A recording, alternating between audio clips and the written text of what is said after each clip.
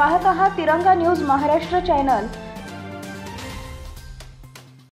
Yamaha motorcycle चोरी करणारा रेकॉर्डवरील गुन्हेगार जेरबंद, 12 मोटारसायकली जप्त करून 7,20,000 रुपयेचा मुद्देमाल हस्तगत।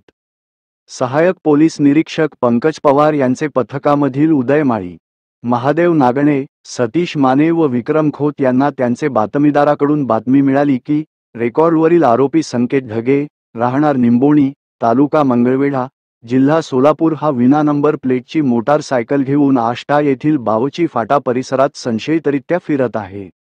नमूद पथकाने मिळाले बातमीप्रमाणे आष्टा येथे जाऊन बावची फाटा परिसरात सापळा लावून थांबले असता एक इसम विना नंबर प्लेट मोटारसायकलजवळ थांबलेला दिसला।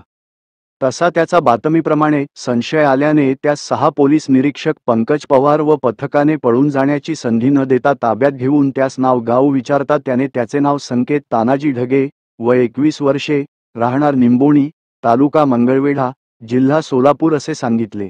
सहाय्यक पोलीस निरीक्षक पंकज पवार यांनी त्याचे अंगझडतीचा उद्देश कळवून पंचांसमक्ष झडती घेतली असता त्याचे कब्जात एक विना नंबर प्लेटची यामाहा मोटारसायकल मिळून आली।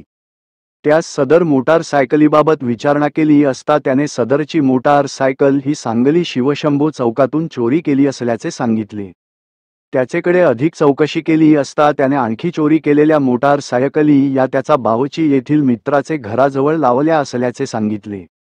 सदर ठिकाणी जाऊन पाहिले असता नमूद ठिकाणी 3 यामाहा मोटारसायकली मिळून आल्या।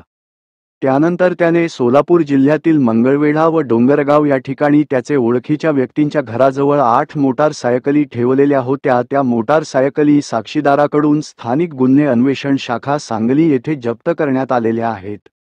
सदर मोटारसायकलीबाबत सांगली शहर, सांगली ग्रामीण, आष्टा, विश्रामबाग, संजयनगर पोलीस ठाणेचा क्राईम अभिलेख तपासला असता वरीलप्रमाणे गुन्हे दाखल असल्याची खात्री झाली।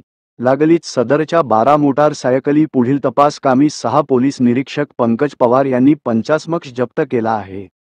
सदर आरोपी हा रेकॉर्डवरील गुन्हेगार असून त्याचेवर आष्टा व मंगळवेढा, सोलापूर पोलीस ठाणेस चोरीचे गुन्हे दाखल आहेत। सदर आरोपी व जप्त मुद्देमाल पुढील तपास कामी सांगली शहर पोलीस ठाणेकडे वर्ग करण्यात आला असून पुढील तपास सांगली शहर पोलीस ठाणे करीत आहेत।